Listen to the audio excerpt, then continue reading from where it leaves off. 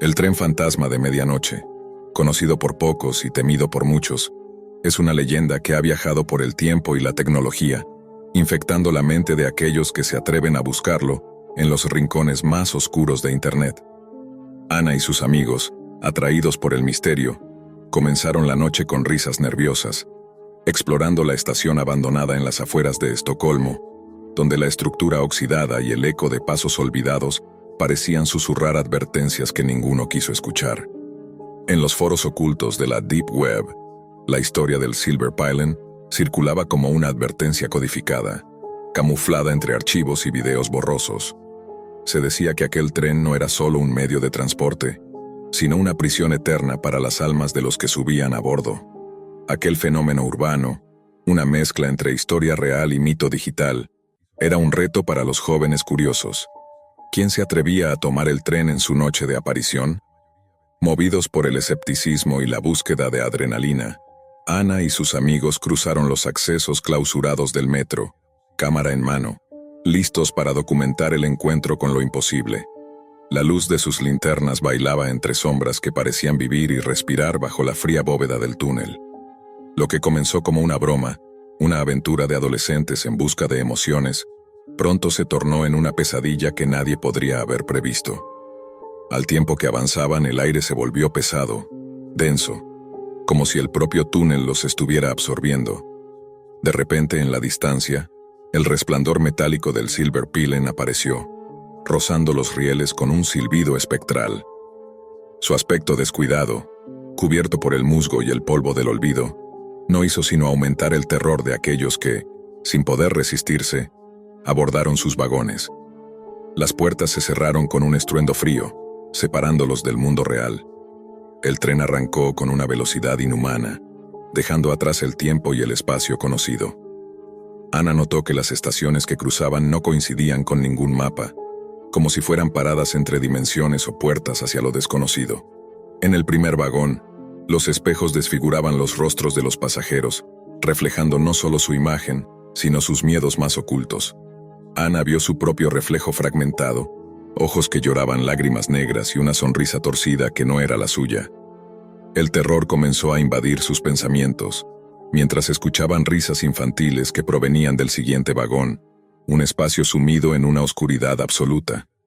La risa se volvía cada vez más insistente, como un llamado siniestro que atrapaba a los amigos en una red invisible. Uno a uno, los jóvenes comenzaron a desaparecer, como absorbidos por la malevolencia que impregnaba el tren. Ana sintió la desesperación crecer dentro de ella, una mezcla de culpa y miedo que la asfixiaba.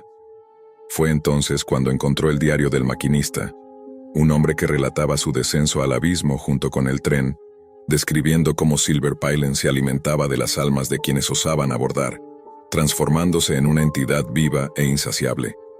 Cada palabra escrita parecía vibrar con un poder oscuro, haciendo que Ana sintiera que el tren la conocía, que sus secretos más profundos estaban expuestos en las páginas amarillentas. El maquinista narraba la imposibilidad de escapar y el tormento eterno que aguardaba a los pasajeros. En ese momento, Ana comprendió que para sobrevivir debía enfrentarse a lo que la ataba. La culpa por un accidente ocurrido años atrás, un peso que había arrastrado en silencio y que ahora el tren le obligaba a confrontar.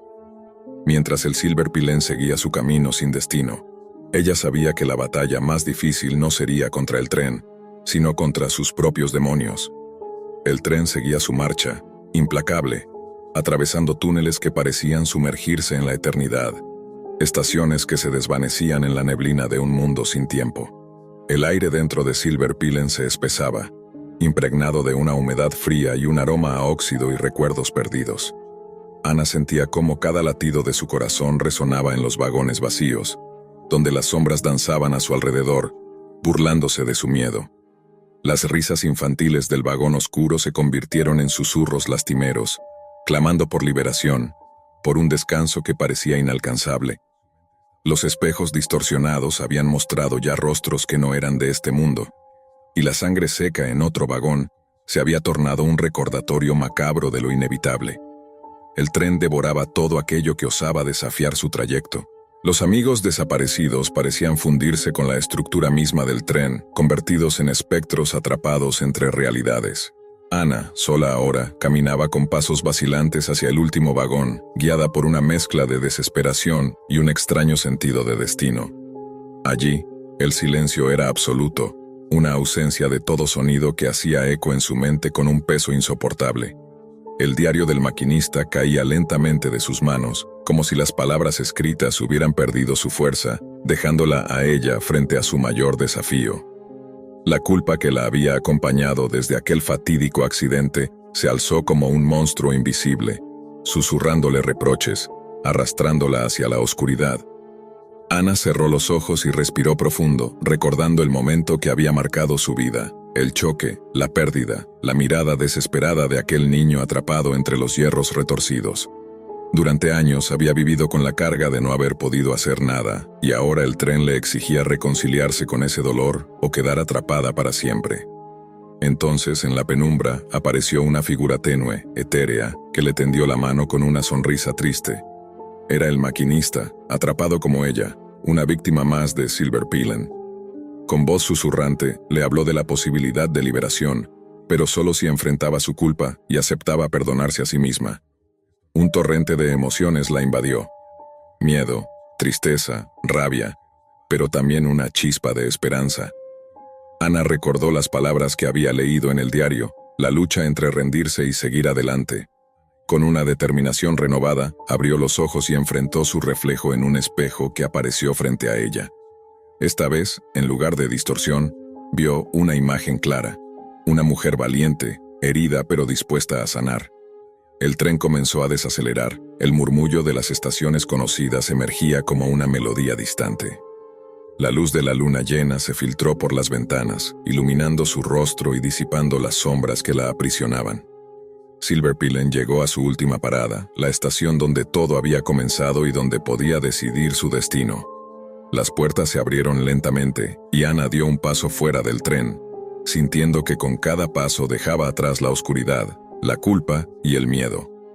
Al girar la mirada hacia Silver Pilen, vio cómo desaparecía en la neblina una leyenda que esperaba a su próxima víctima.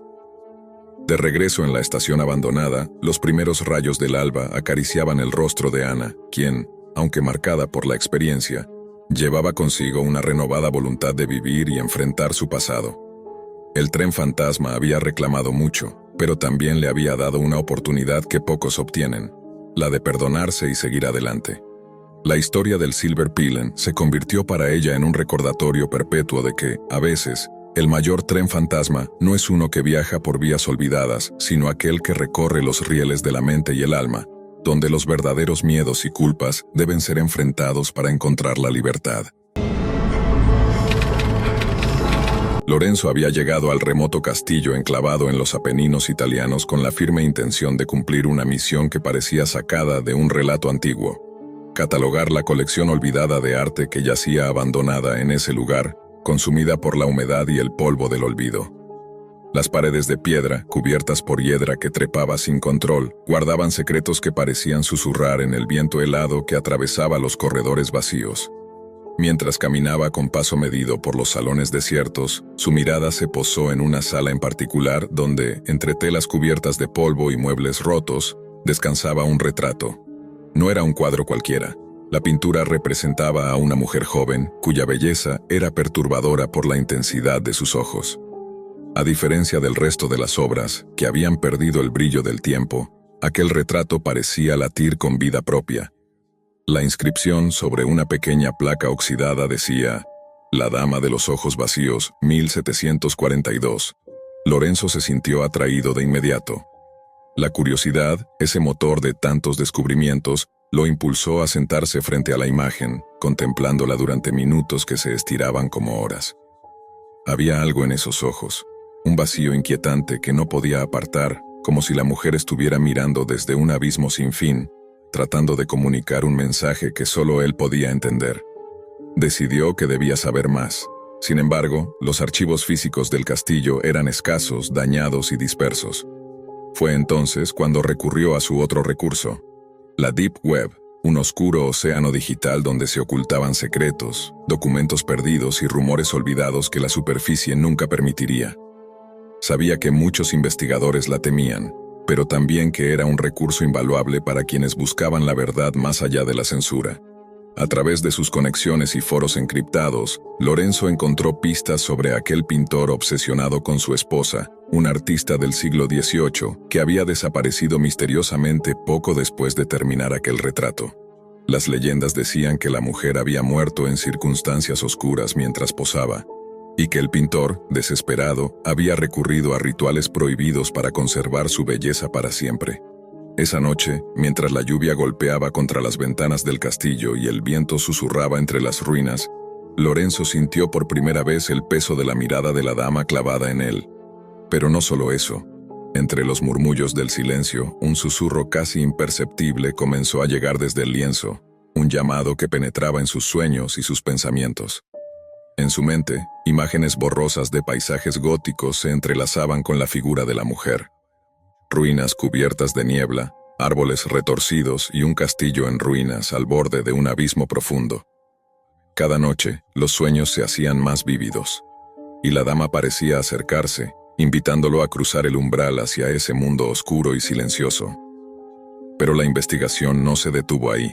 Lorenzo encontró un diario digital en un rincón oculto de la Deep Web, un archivo cifrado que contenía fragmentos del diario personal del pintor. Allí relataba sus experimentos y rituales para transferir la vida de su esposa al lienzo, buscando inmortalizar su esencia a cualquier precio. La tinta virtual parecía casi tangible, y la lectura dejaba un sabor amargo de locura y desesperación. A medida que pasaban los días, Lorenzo notó cambios en sí mismo. Su piel se tornaba pálida y el cansancio lo envolvía como una niebla pesada. Al mismo tiempo, el retrato parecía ganar color y brillo. Sus ojos, antes vacíos, ahora reflejaban destellos que no eran del todo humanos. La línea entre la realidad y la ilusión comenzaba a desdibujarse, y Lorenzo se preguntaba si él también estaba siendo absorbido por aquella presencia atrapada. Los días se tornaron semanas y Lorenzo sintió como su cuerpo se debilitaba cada vez más. El cansancio ya no era solo físico, sino que parecía drenar su esencia misma, como si su alma se desvaneciera lentamente. La línea entre su propia identidad y la presencia que habitaba en el retrato se hacía cada vez más tenue. Las noches se convirtieron en un interminable desfile de susurros, visiones y sombras que lo acechaban desde la oscuridad del castillo. Una noche, mientras la tormenta azotaba con furia el viejo edificio, Lorenzo decidió que había llegado el momento de enfrentar la verdad. Con el diario cifrado en mano, tradujo por última vez las páginas que narraban el ritual definitivo del pintor. El acto final, la clave para liberar el alma atrapada en la tela, o para entregarse definitivamente a ese destino. El ritual requería no solo destruir el retrato, sino hacerlo bajo la luz de la luna llena, en el lugar donde la vida de la mujer fue arrebatada, usando un objeto personal de la dama para romper el hechizo. Sin embargo, advertía que romper la prisión también podría liberar una oscuridad aún mayor, una maldición que el pintor había sellado dentro de la pintura. Con determinación, Lorenzo buscó en el castillo hasta encontrar una pequeña caja de madera, enterrada bajo las tablas del suelo, que contenía un relicario con el cabello de la dama. Su pulso se aceleró al tomarlo, sabiendo que con ese gesto se acercaba a un destino irrevocable. Cuando la luna llena iluminó el horizonte, Lorenzo llevó el retrato hasta la ventana principal del castillo, donde la luz plateada caía directa sobre el lienzo. Los ojos de la dama brillaban con una intensidad casi hipnótica, como si pudieran atravesar su alma. Colocó el relicario sobre el marco y encendió una antorcha, dispuesto a consumar el ritual. Al primer contacto del fuego con la tela, un grito desgarrador llenó el aire, un sonido que no parecía humano, sino el eco de siglos de dolor y rabia contenida. El castillo tembló, y sombras danzaron frenéticamente por las paredes. Lorenzo sintió como algo invisible tiraba de él hacia el retrato, intentando arrastrarlo hacia ese mundo de niebla y ruinas. Con un último esfuerzo, sostuvo la antorcha con firmeza y observó cómo la pintura comenzaba a arder, las llamas devorando cada pincelada, hasta que solo quedó un montón de cenizas y madera chamuscada. El silencio fue absoluto. Pero entonces, la atmósfera cambió. Un frío helado recorrió cada rincón del castillo, y Lorenzo comprendió que algo había escapado junto con la destrucción del retrato. En la oscuridad, una figura etérea apareció, La dama, ahora libre, pero con ojos que reflejaban no solo tristeza, sino una ira profunda e insondable. Ella habló con voz que parecía el viento entre las hojas secas, revelando que el pintor había sellado en el cuadro no solo su alma, sino también una maldición antigua, un pacto oscuro que condenaba a cualquiera que intentara liberar ese espíritu a un destino peor que la muerte. Lorenzo sintió cómo la vida se le escapaba de las manos, pero también una extraña paz, como si al romper la prisión hubiera liberado no solo a la dama, sino a sí mismo de una carga invisible. Cuando el amanecer rompió, el castillo permanecía en silencio. Lorenzo fue encontrado por un grupo de aldeanos que, alertados por las luces y sonidos de la noche, habían llegado con cautela. Él estaba en el suelo, débil pero consciente, con una mirada vacía y un susurro en sus labios que nadie pudo entender. Con el paso de los días, se recuperó lentamente, pero su conexión con el retrato y la dama nunca desapareció por completo. En sus sueños, la figura gótica aún lo llamaba desde el paisaje nebuloso, y en sus ojos se reflejaba la memoria de un vínculo que trascendía la vida y la muerte. La Deep Web, que había sido su puente hacia los secretos del pasado, ahora parecía vigilarlo, como si ella misma guardara el eco de aquella historia, esperando a quien se atreviera a buscarla nuevamente. Así, Lorenzo quedó atrapado en un destino a medias entre la realidad y el abismo, un hombre marcado para siempre por la belleza inquietante de la dama de los ojos vacíos, y por el misterio oscuro que yace tras el lienzo. Buenos Aires les dio la bienvenida con cielos grises y una brisa húmeda que se colaba entre las rendijas del nuevo apartamento. Para Paula, ese gris no era otra cosa que el reflejo exacto de su interior. Tras perder a su hijo en un accidente apenas meses atrás, la mudanza no era un nuevo comienzo, como todos le decían, sino un intento desesperado de no ver más la habitación vacía, los juguetes abandonados, el silencio imposible. Miguel, siempre más práctico, sonreía y decía que lo superarían juntos, que era cuestión de tiempo. La ciudad, con sus calles amplias, edificios antiguos y rincones llenos de historia, parecía la oportunidad perfecta para eso. El departamento era amplio, con ventanales que daban a un estrecho patio trasero y vecinos silenciosos. Una pareja de ancianos que vivían justo al lado, don Ernesto y doña Marta, amables, cordiales, siempre vestidos de forma impecable y con una mirada que se deslizaba sobre los detalles sin detenerse demasiado en ninguno. Al principio todo fue rutina. Miguel trabajando largas horas desde su laptop, Paula paseando por la ciudad en un intento de distraerse. Pero por las noches, cuando el bullicio de la ciudad se extinguía y solo quedaban los murmullos de la madera expandiéndose, comenzaron los llantos. Primero suaves, casi imperceptibles. Paula pensó que venían de algún lugar lejano, tal vez un perro herido o un gato extraviado. Pero luego los sonidos se hicieron más claros. Era un niño, un llanto contenido, como el de alguien que ha aprendido que hacer ruido solo trae más dolor. Venía del patio trasero, justo del lado de la casa de los ancianos. Una noche Paula se levantó a beber agua y miró por la ventana. La luna se filtraba entre las nubes y bañaba de plata los azulejos húmedos del patio. Fue entonces cuando lo vio. Un niño pequeño, delgado, con la piel sucia y los pies descalzos, encadenado a una de las vigas oxidadas del muro. Estaba quieto, demasiado quieto, y la mirada que alzó hacia ella no era de súplica ni de miedo.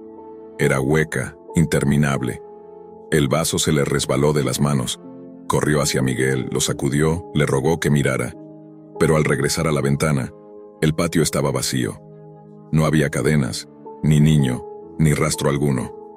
Fue una pesadilla, dijo Miguel acariciándole la cabeza.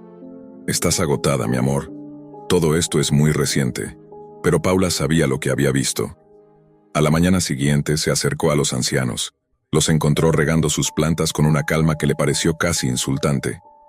Disculpen, ¿ustedes tienen un nieto?, preguntó con una sonrisa forzada.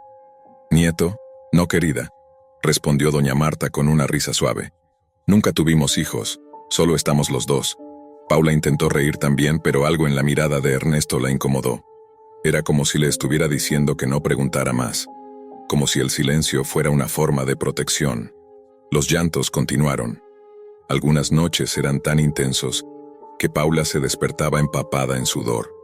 Pero lo peor vino cuando comenzó a ver al niño dentro de su edificio, en los pasillos, cerca de la escalera de incendios, parado frente a su puerta. No se movía, no hablaba, solo la observaba con esos ojos como pozos sin fondo. Miguel, cada vez más frustrado, insistía en que eran alucinaciones, que era el trauma hablándole, que necesitaba ayuda profesional, pero Paula ya no dudaba. El niño existía. Buscando respuestas, comenzó a investigar el vecindario. Pasó horas en la biblioteca hojeando archivos viejos, periódicos amarillentos, boletines comunitarios, y entonces lo encontró. Un artículo de 1978 hablaba de la desaparición de un niño llamado Esteban Quinto, de 6 años, visto por última vez jugando en el patio trasero de una casa en la misma calle donde ahora vivían. La dirección coincidía. El caso fue cerrado por falta de pruebas. Nadie fue acusado. El niño jamás fue hallado. Paula sintió que algo le oprimía el pecho. Las piezas encajaban. Cuando le mostró el artículo a Miguel, él simplemente lo dejó sobre la mesa y se fue a la habitación. «Esto no te está ayudando, estás alimentando tus fantasías», dijo desde el marco de la puerta. Esa noche Paula soñó con el niño. Lo veía encadenado, pero esta vez no estaba solo. Había sombras alrededor, grandes, deformes, con brazos largos que se movían como tentáculos. Le susurraban al oído. Y el niño lloraba. No por las cadenas. Lloraba por ella. Al despertar encontró el suelo del pasillo cubierto de pequeñas huellas húmedas que llevaban hasta el baño. El espejo estaba empañado como si alguien acabara de ducharse, pero nadie lo había hecho. Y sobre el vidrio, escritas con un dedo tembloroso, 3 palabras: «No me olvides». A partir de ahí todo se intensificó. Luces que parpadeaban, objetos que se movían solos, ruidos de cadenas arrastrándose por el suelo, aunque no hubiera nadie más en el apartamento. Paula ya no podía distinguir el sueño de la vigilia. Un día, mientras exploraba el sótano del edificio, un lugar al que nunca había prestado atención, encontró una puerta metálica, oculta tras viejos muebles. Estaba oxidada y cubierta de polvo, pero no cerrada. Al empujarla, una ráfaga de aire helado la golpeó en el rostro. Dentro, descubrió un espacio lúgubre sin ventanas, apenas iluminado por una bombilla que parpadeaba débilmente. Las paredes estaban cubiertas de dibujos infantiles grabados con clavos o piedras, casitas, soles, personas con rostros sin ojos. En el centro del cuarto, una pila de cadenas oxidadas descansaba junto a una muñeca podrida y un zapato infantil.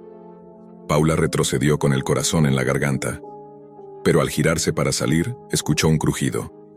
Una presencia se alzó detrás de ella. No era el niño, era otra cosa. Algo que vivía allí desde hacía mucho tiempo. Algo que se había alimentado del dolor de ese niño, y que ahora la observaba a ella con hambre renovada. Paula no podía moverse.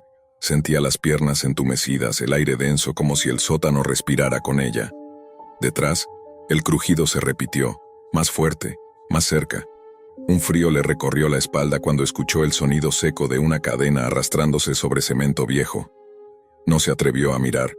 Solo atinó a caminar hacia atrás, tanteando la pared, buscando a ciegas la salida, hasta que su mano tocó el marco oxidado de la puerta.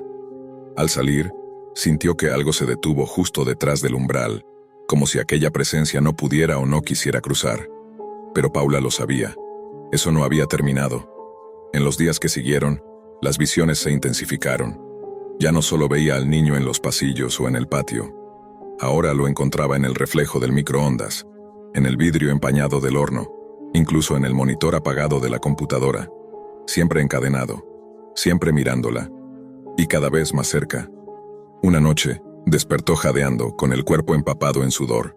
A su lado Miguel dormía profundamente. Paula sintió algo húmedo en sus pies. Encendió la lámpara.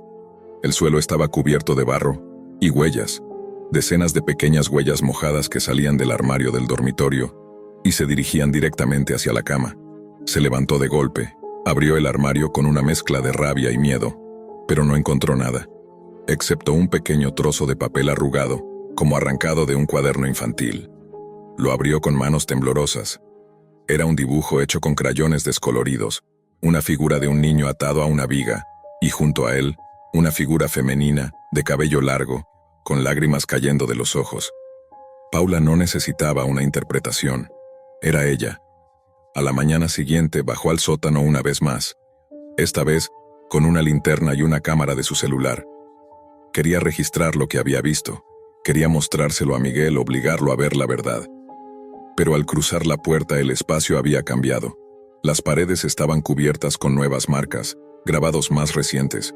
No eran dibujos, eran frases, incoherentes, repetitivas, obsesivas. No me dejes, no fue mi culpa, estoy solo. Ella prometió venir, ella prometió, y entre esas frases dibujos cada vez más oscuros. Cuerpos colgados, cadenas rotas, figuras con ojos negros y bocas abiertas en un grito eterno. Paula se sentó en el suelo, agotada, con la linterna temblando entre los dedos. Entonces, escuchó pasos. Alguien bajaba. «Miguel», susurró, pero no hubo respuesta. Solo el arrastre familiar de una cadena, más intenso, más cercano. Levantó la linterna hacia la entrada y por un segundo fugaz vio una sombra delgada, deforme, pasar por el umbral. Luego silencio. Cuando intentó regresar a su apartamento, notó que su celular estaba muerto. El reloj digital del pasillo parpadeaba 0000. Todas las luces del edificio estaban apagadas, y afuera no había sonidos. Ninguno, ni autos, ni voces, ni viento.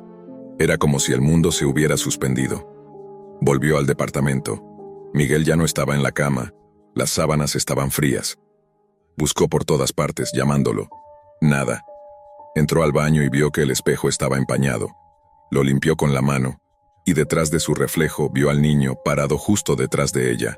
Giró sobre sus talones gritando, pero no había nadie. Cuando miró de nuevo, el espejo mostraba otra cosa. No su rostro, sino una habitación subterránea, con cadenas colgando y una figura agazapada en la esquina, respirando con dificultad. Alguien estaba allí, encadenado, vivo. El espejo parpadeó y volvió a mostrar su reflejo normal. Paula cayó de rodillas. Ya no sabía si estaba despierta o atrapada en una alucinación sin fin. Todo su mundo giraba en torno a ese niño, esa presencia. Su vida ya no le pertenecía.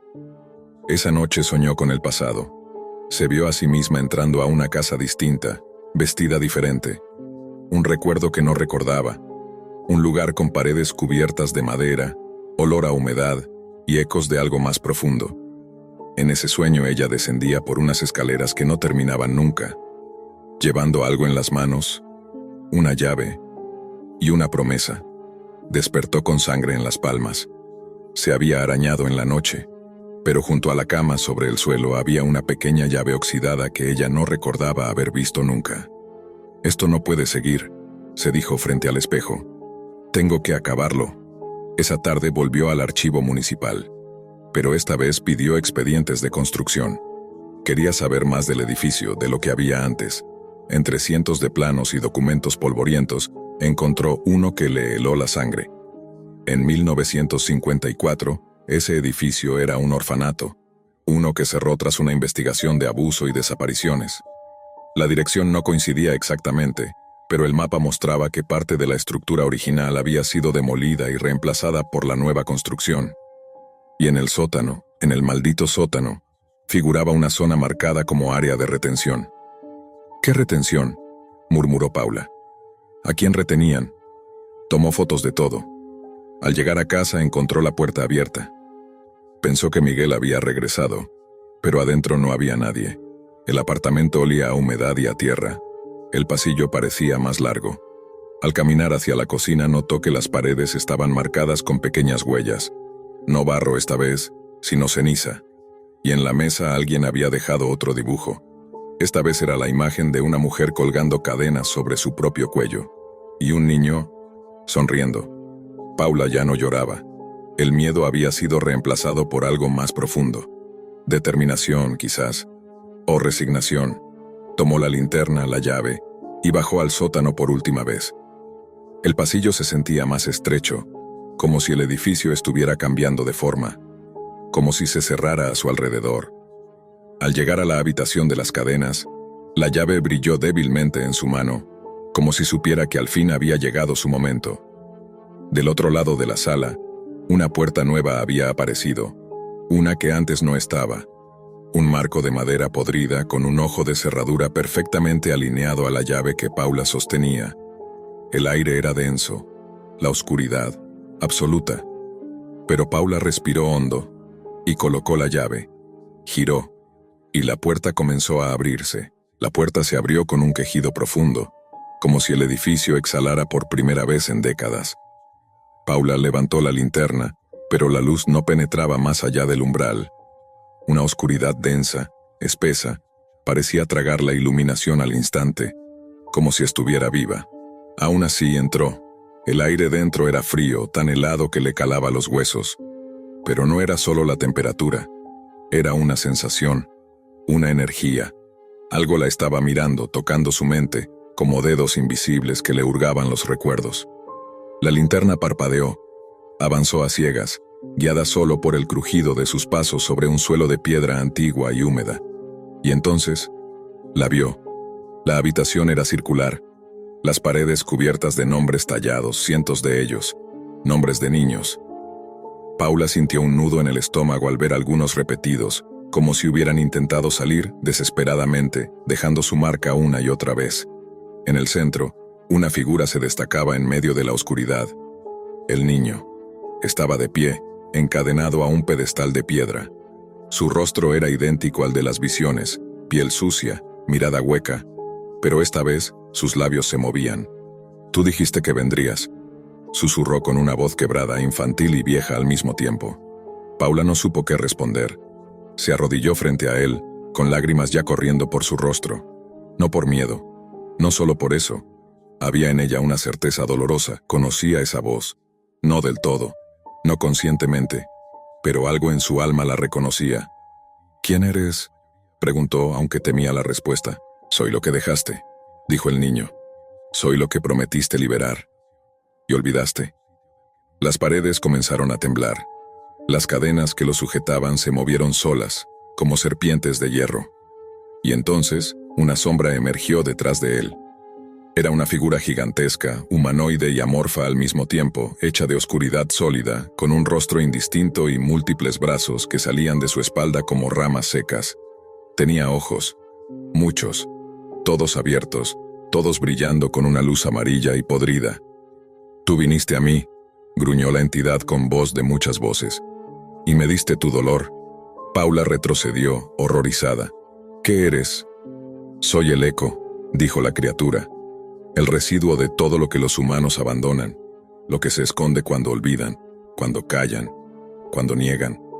Los padres que encadenan a sus hijos, las madres que los cambian por promesas. Los lugares como este alimentan mi forma». El niño lloraba. No gritaba, solo dejaba caer lágrimas silenciosas. Y entonces Paula recordó todo. Tenía 10 años cuando su madre la dejó sola con su tío por semanas. Él vivía en un viejo orfanato, un lugar que ahora estaba demolido, pero que existía antes en esa misma dirección. Allí conoció a Esteban, un niño callado, retraído, con cadenas imaginarias en las manos. Ella lo ayudaba a esconderse, le daba pan, le contaba historias. Una noche escuchó a los adultos discutir, a Esteban gritar, y ella no hizo nada. Se escondió bajo la cama. Se tapó los oídos. Se quedó allí, temblando, hasta que todo terminó. Cuando volvió a salir, Esteban ya no estaba. Su madre nunca volvió a hablar del orfanato. Le dijeron que todo era un sueño, que había sido una visita breve, que nunca existió un niño llamado Esteban. Paula lo había olvidado, o lo había querido olvidar. Y ahora, el niño estaba aquí, atrapado desde entonces. Parte de esa cosa, parte de ese abismo. «Tú me viste», dijo Esteban. «Tú sabías, tú podías ayudarme». Paula cayó de rodillas. El dolor era insoportable. Todo dentro de ella se quebraba, no solo por el niño, también por su hijo, su propio hijo, el que perdió por mirar el celular un segundo mientras conducía, el que murió por su descuido, el que nunca tuvo oportunidad de crecer. «No puedo cambiar el pasado», susurró, «pero puedo hacer algo ahora». El ser oscuro rugió. Las paredes comenzaron a cerrarse, las cadenas se levantaron como látigos. «No puedes romper el ciclo, nadie lo hace. Todos olvidan, todos niegan». Paula se puso de pie, sosteniendo la linterna como si fuera un arma. Sabía que no serviría, pero no se trataba de eso. Se trataba de no huir. Entonces recuerda esto tú, gritó. Yo no te olvido. Corrió hacia el niño. Las cadenas se cerraron sobre ella como serpientes. La golpearon, la hirieron, pero no se detuvo. Extendió la mano y tomó la suya. Esteban estaba frío, demasiado, pero no se resistió. Su rostro cambió. Por primera vez hubo un destello de emoción, lágrimas reales, una sonrisa leve. Entonces todo se detuvo. Un silencio absoluto. La criatura rugió una vez más y comenzó a desintegrarse. Se quebró en miles de pedazos de sombra como ceniza al viento. La habitación entera tembló. Los nombres en las paredes brillaron con una luz tenue, uno por uno, como si se liberaran. Esteban cerró los ojos. «Gracias», dijo antes de desvanecerse en el aire. La oscuridad desapareció con él. Paula despertó en el pasillo del edificio, sola, cubierta de polvo y sangre seca. Las luces funcionaban, afuera los autos pasaban. Todo parecía normal, pero Miguel nunca regresó. Nadie en el edificio lo había visto. Su ropa, su computadora, sus cosas estaban intactas. Paula denunció su desaparición. La policía no encontró nada. El caso quedó abierto. Pasaron semanas. Luego meses. Paula se quedó en el apartamento contra toda lógica, pero cada noche, antes de dormir, miraba por la ventana al patio trasero, ya sin sombras ni cadenas. Y a veces, cuando todo está en silencio, escucha una voz infantil susurrando, «No me olvides». Y Paula responde en voz baja, «Nunca más». El parabrisas vibraba con cada gota de lluvia como si el cielo intentara reventar sobre la cabina del camión. Daniel sujetaba el volante con fuerza, sujeta también su paciencia, mientras los limpiaparabrisas apenas lograban abrirle paso a la oscuridad.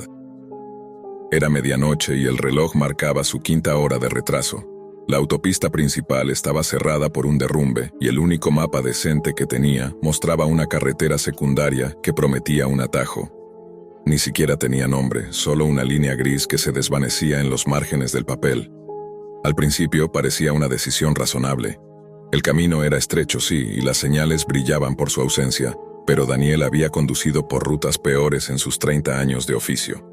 El problema empezó cuando se dio cuenta de que llevaba más de 2 horas sin ver una intersección, una curva, una sola gasolinera, una casa, una luz.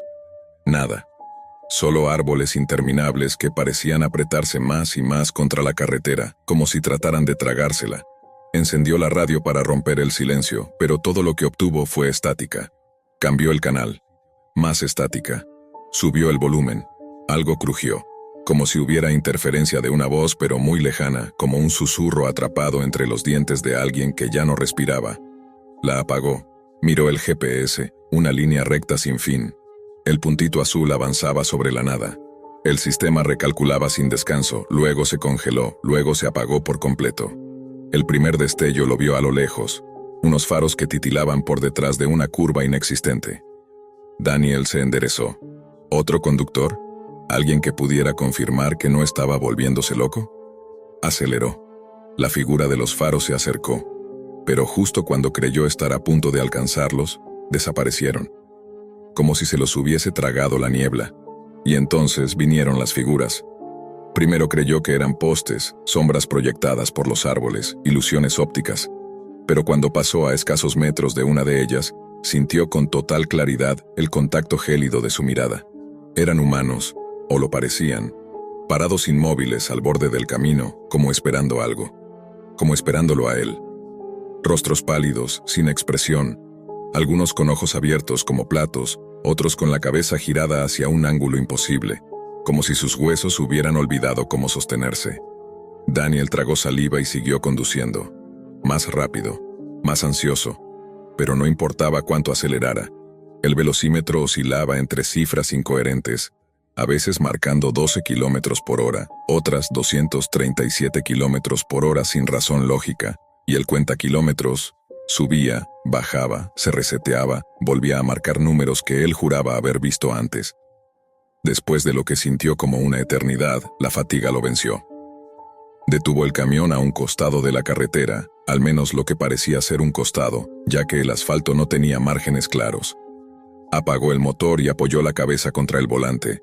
El silencio era absoluto, salvo por el golpeteo constante de la lluvia. Fue entonces cuando los pasos comenzaron. No venían de un lado específico. Parecían rodear el camión, acercarse y alejarse, siempre justo fuera de su campo de visión.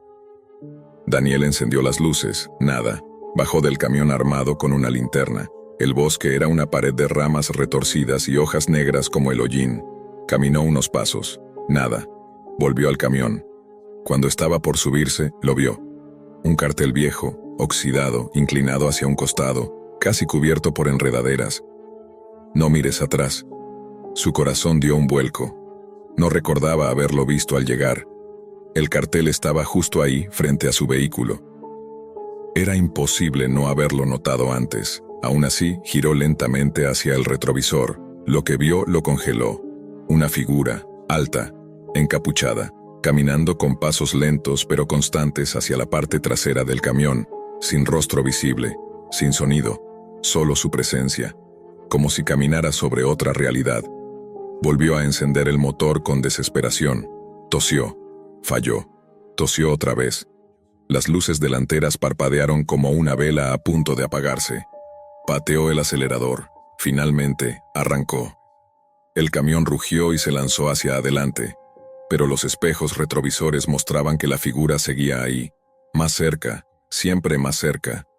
Y luego vino el primer recuerdo. No fue como una visión, sino como una sensación viscosa que trepó por su columna vertebral.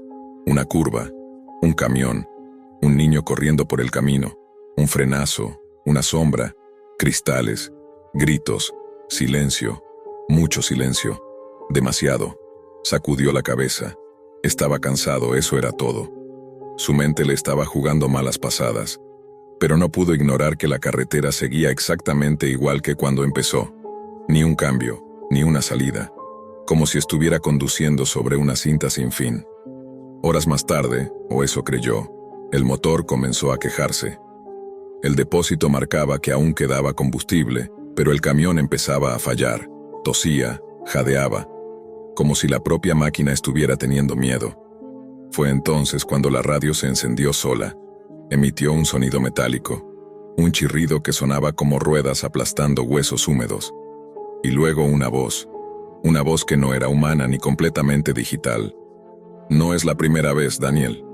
El corazón le dio un vuelco. Se aferró al volante mientras el camión avanzaba como si fuese arrastrado por una fuerza invisible. La voz continuó, deformada, burlona, ancestral. Sigues el mismo camino, una y otra vez. ¿Cuántas veces vas a fingir que no lo recuerdas? Y entonces comenzaron las visiones.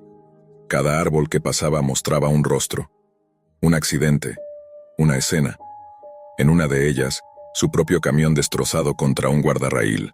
En otra, su cuerpo caminando solo por la carretera como un títere sin hilos. En otra, el mismo letrero oxidado, una y otra vez. Y la figura, siempre la figura siguiéndolo.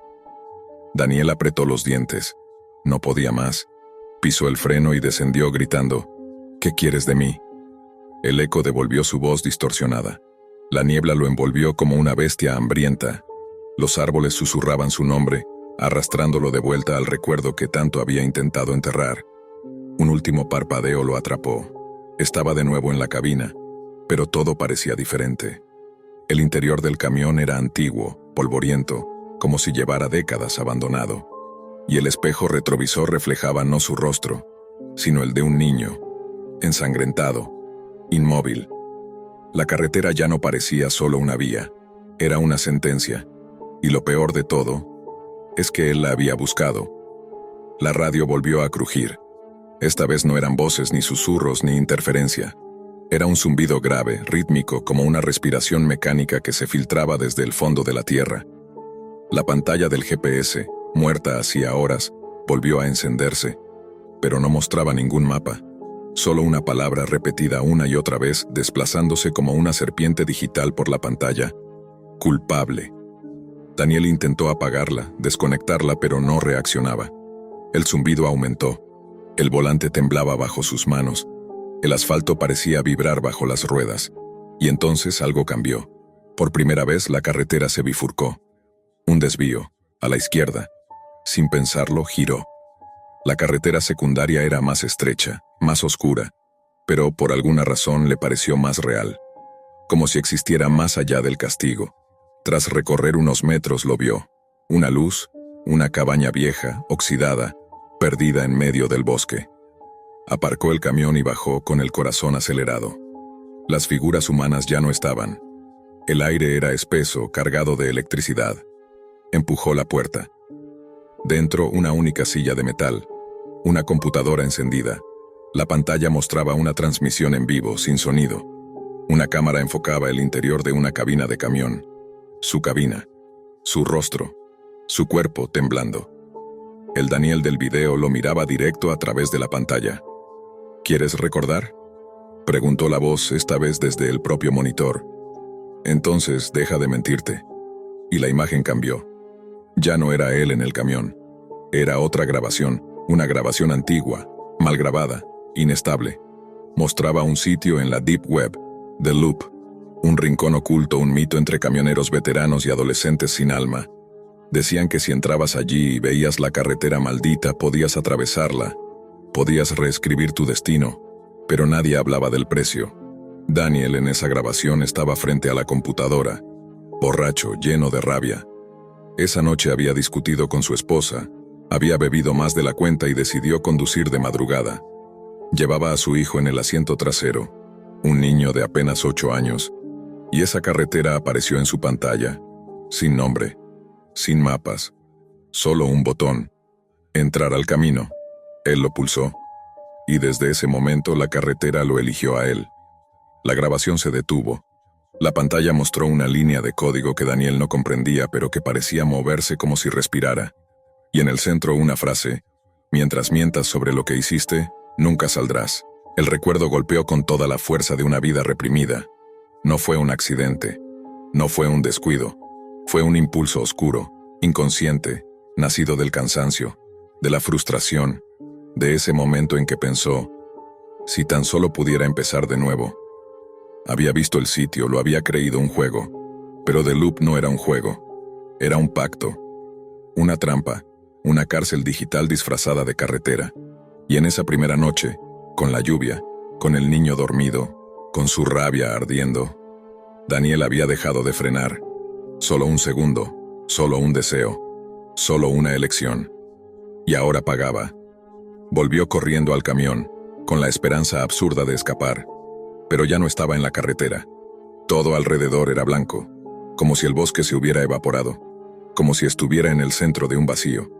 La figura estaba ahí, frente a él, más cerca que nunca, sin rostro, sin boca, solo ojos, ojos como los de su hijo. Daniel cayó de rodillas, sollozó, imploró, pero ya no había marcha atrás. La figura alzó un dedo y lo señaló. En ese instante el mundo se dividió en miles de pantallas, cientos, miles, millones de versiones de la misma carretera, cada una con un conductor distinto. Todos atrapados, todos culpables, todos mintiéndose a sí mismos. The Loop era real, una red oculta dentro de la Deep Web, alimentada por los pecados no confesados, por las decisiones que los hombres querían olvidar. Cada usuario que entraba sin saberlo dejaba su huella, su memoria, su alma, y cada alma alimentaba el camino. Y Daniel era parte del sistema. Con un último rugido, el motor del camión se encendió solo. La radio gritó, las luces se apagaron, y la carretera apareció de nuevo, frente a él, larga, recta, eterna, sin señales, sin desvíos. Y mientras se subía como un títere sin control, entendió la verdad. Nunca había salido.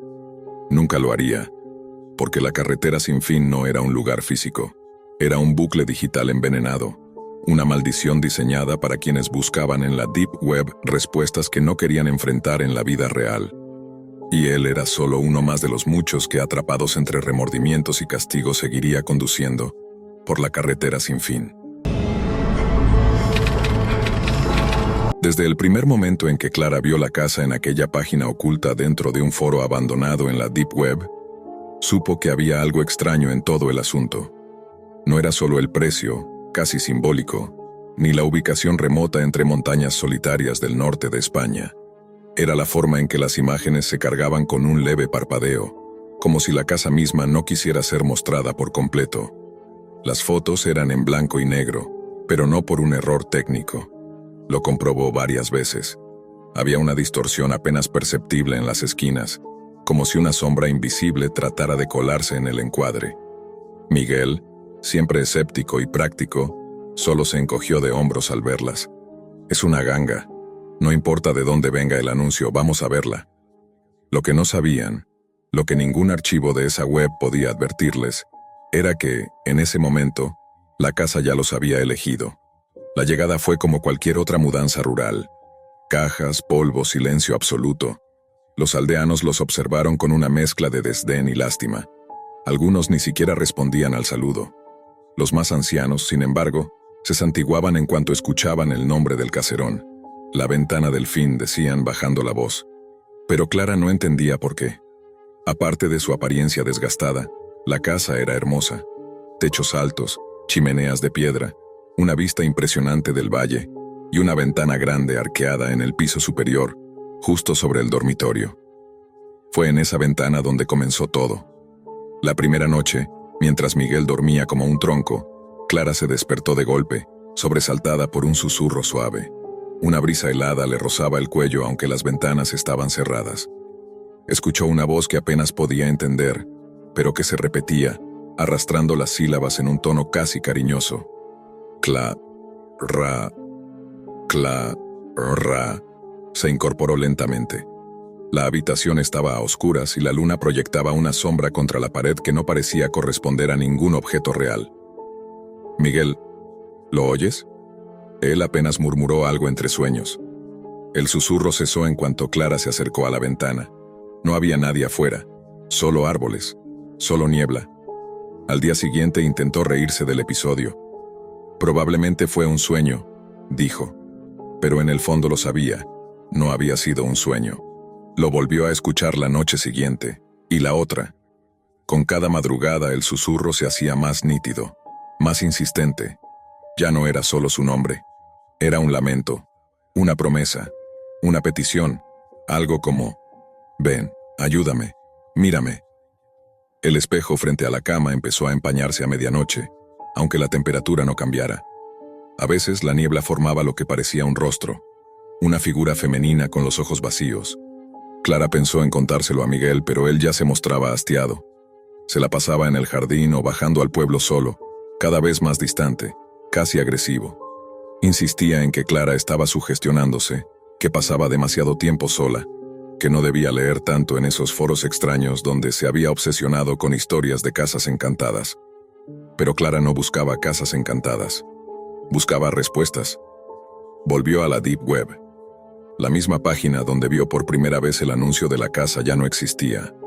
No había rastro de la URL, nada en el historial. Pero encontró otra cosa. En un hilo oculto dentro de un foro sobre constructos malditos, alguien mencionaba una casa en Galicia con una ventana que susurra a los vivos en nombre de los muertos. La leyenda era fragmentaria, pero sugería que el lugar era un punto de conexión. No solo entre dimensiones, sino entre mentes. Un conducto, un nodo. Clara cerró la laptop de golpe. Su cuerpo temblaba. Pasaron los días. Los susurros se convirtieron en voces. Clara no dormía. Su cuerpo adelgazó, su piel se volvió translúcida. Miguel apenas la miraba. En su lugar pasaba horas encerrado en el sótano, que según él estaba explorando para hacer una cava. Pero Clara descubrió algo más.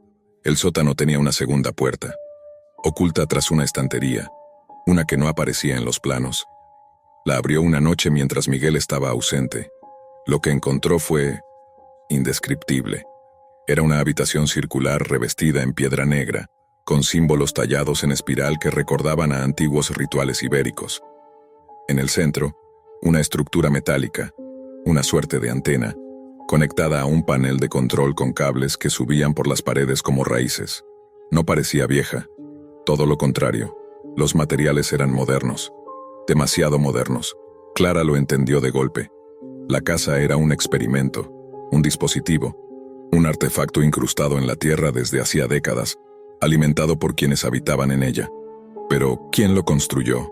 ¿Quién lo controla? Volvió a encender su laptop, esta vez conectándola directamente al router oculto en esa sala.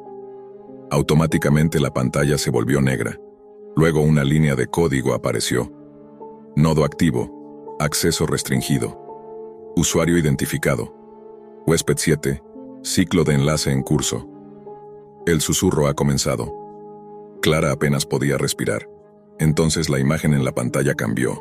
Una transmisión en vivo desde su propia ventana. No desde dentro. Desde afuera. Desde la perspectiva de quien estaba mirando hacia adentro. Y lo que se veía no era Clara. Era otra mujer. La misma figura que había visto en el espejo. La misma que aparecía en sus sueños. Con ojos hundidos. Con un vestido antiguo. Sentada en su cama. Susurrando. Esa noche, Clara decidió buscar el origen. Quitó las alfombras, rompió las tablas del suelo de su habitación. Lo encontró bajo una de las vigas centrales, un diario viejo, cubierto de polvo y musgo. Escrito a mano, fechado en 1924. Era el diario de Águeda, una joven que había vivido allí con su marido. Sus palabras eran claras. Mi esposo no era él, no después de las primeras noches. Algo hablaba desde la ventana, algo le susurraba en sueños, y luego comenzó a responderle. Y luego, fue demasiado tarde. Águeda hablaba de sacrificios, de pruebas, de una red de casas conectadas a través de esa extraña tecnología escondida. Hablaba de la red subterránea de la conciencia, de seres antiguos que se comunican a través del susurro digital, y de cómo las casas eran portales, no al infierno, no a otro mundo, sino al interior de uno mismo, donde el miedo, el dolor y la pérdida se amplificaban hasta volverse reales. Un detalle heló la sangre de Clara. En una de las últimas páginas, Águeda escribía que la única forma de salvarse era cerrar la ventana antes del día 21. Clara miró el calendario. Era el día 20.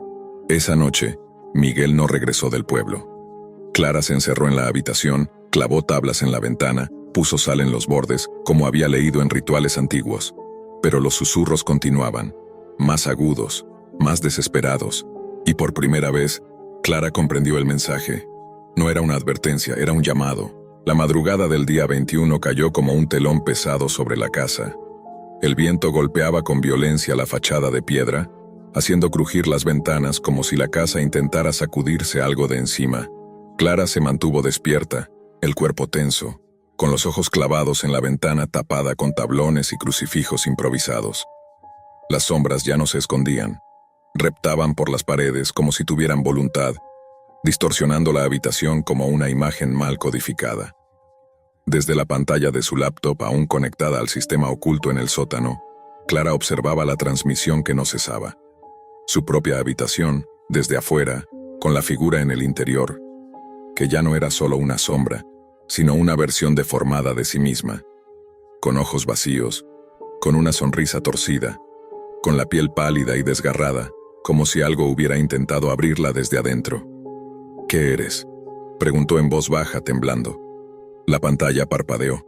Un mensaje apareció, letra por letra, como si alguien, o algo, estuviera escribiéndolo desde el otro lado del código. Soy lo que queda cuando olvidas quién eres. Y debajo, otro. Gracias por quedarte. Clara retrocedió. Todo en su interior le gritaba que saliera, que huyera, que abandonara la casa sin mirar atrás. Pero sus piernas no se movían. Algo más profundo que el miedo la retenía allí, como si su conciencia ya estuviera atada a los cimientos de esa estructura maldita. Un golpeteo suave resonó desde la ventana. Cloc, cloc, cloc. No era el viento, no era un animal, era un dedo. Clara no quería mirar, pero lo hizo. Quitó lentamente una de las tablas para ver qué había del otro lado. Y allí estaba, una cara, la suya. Exactamente su rostro, pero envejecido, ojeroso, con la piel seca y los labios agrietados. El reflejo de una Clara que ya no existía, pero que aún respiraba, al otro lado del cristal. ¿Quién eres?, susurró Clara con voz rota. La figura pegó los labios a la ventana. Tú, después del sacrificio. Y sonrió. El reloj marcó las 3:33, la hora en que, según los aldeanos, la casa cobra su deuda. Miguel aún no volvía. Clara no sabía si desear que regresara o que se mantuviera lejos. Lo que sí sabía era que algo dentro de la casa ya había comenzado a tomar forma. La conexión con la Deep Web no era solo simbólica, estaba alimentando un sistema, una red viva que absorbía pensamientos, miedos, memorias, y a cambio ofrecía conocimiento. pero no uno que Clara pudiera comprender. Era un lenguaje más allá del humano, más allá de la lógica.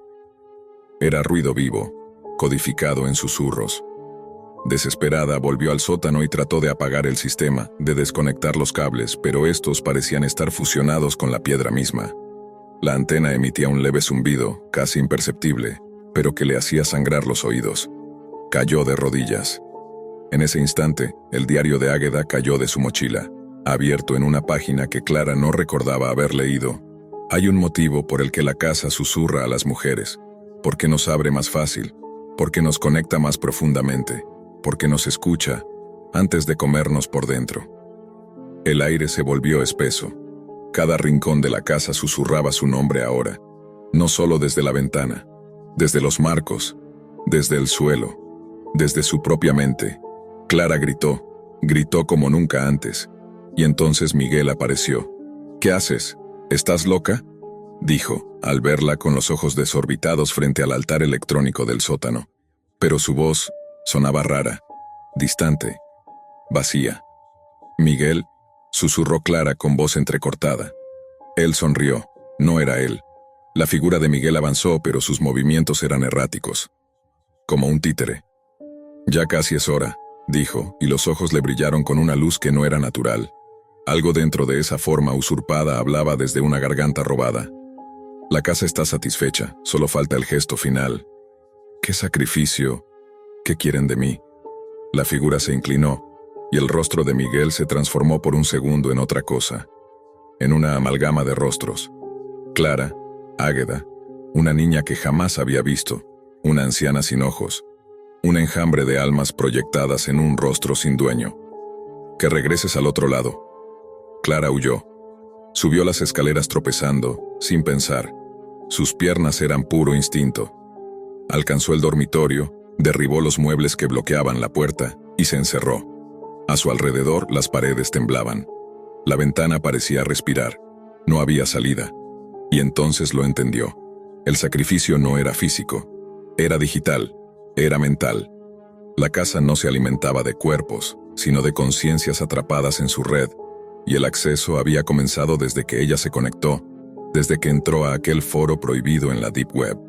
El susurro no era un espíritu, era una transmisión, un código, un virus metafísico diseñado para replicarse en la mente humana y ocuparla. «No me dejaré tomar», dijo Clara temblando. Buscó su laptop, una última idea desesperada. Si el código había entrado por la red, tal vez pudiera cerrarle la puerta. Se conectó de nuevo, entró al servidor oculto, encontró la raíz, y allí estaba el archivo madre, Windows Protocol 7.0. Trató de borrarlo, el sistema se resistía, pero encontró un backdoor, el nombre de Águeda, lo escribió como contraseña. La interfaz titubeó y aceptó. El sistema comenzó a colapsar. Las líneas de código se deshacían una a una mientras la casa temblaba violentamente. Las luces parpadearon, los espejos estallaron. La figura en la ventana se estremeció, gritó sin voz. El Miguel impostor rugió desde abajo. Y entonces, silencio. Clara despertó en una camilla de hospital. Los médicos le dijeron que la encontraron sola en la casa, en estado catatónico. Los vecinos alertaron tras escuchar gritos. Miguel no estaba por ningún lado. ¿Y él? ¿Mi pareja? No había nadie más, señorita. Los oficiales no encontraron rastros del sótano oculto, ni del servidor, ni del diario, solo una casa vacía. Y una mujer en shock. Días después, ya de alta, Clara no pudo evitar regresar a la Deep Web, desde un cibercafé. No confiaba en su laptop. Escribió las palabras clave que recordaba. Rastros de códigos, palabras en idiomas muertos, fragmentos rotos. Y allí estaba, una nueva entrada, en un foro distinto, sin nombre. La casa ha sido reconfigurada, nueva ubicación en proceso. Gracias a Huésped 7 por completar la fase. Enlace disponible próximamente. Clara cerró la sesión, esta vez para siempre, o al menos eso quiso creer. Porque esa noche, al acostarse en el pequeño piso que alquilaba ahora en la ciudad, con la cabeza llena de miedo y ojos desvelados, lo escuchó de nuevo, muy suave, muy cerca, desde la ventana. Clara...